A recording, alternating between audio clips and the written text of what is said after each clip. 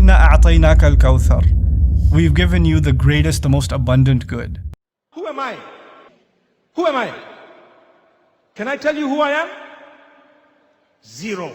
Nothing. I have no value. Not at all. Compared to others. Nothing.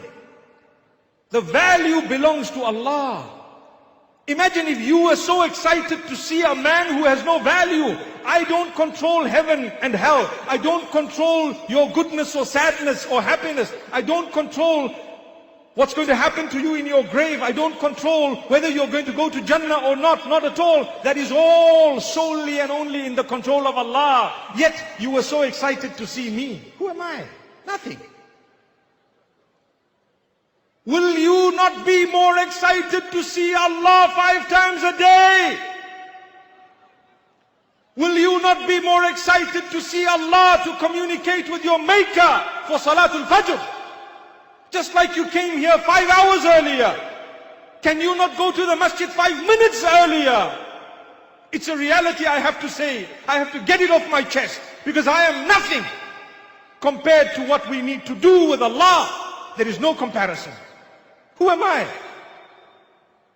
If you truly want to sacrifice, even if you did not come here today, but you got up for Salatul Fajr, you are a champion. You are a winner. But if you came here and sat for 5 hours and did not read Salah, you have lost. You lost everything. May Allah forgive us. I apologize to you. I'm sorry. But this is the reality that needs to be uttered. قُلِ الْحَقَّ وَإِنْ كَانَ مُرًّا. Say the truth, even if it is bitter. You miss Salatul Maghrib that is coming shortly. Wallahi, you've lost everything. If someone were to ask you who is more important, Allah or this sheikh that came from Zimbabwe, that question itself is an insult, because there is no comparison. You cannot bring those two in one sentence. Never. May Allah grant us steadfastness. So when I'm asking you to develop, I'm asking you to develop for the sake of Allah.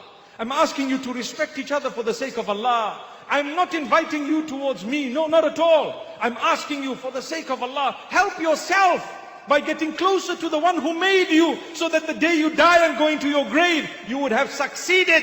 You will be the happiest person. You will get the Jannah that we spoke about earlier. Jannah, arduha as-samawatu wal-ard. The width of which is greater than the heavens and the earth. That is just your paradise.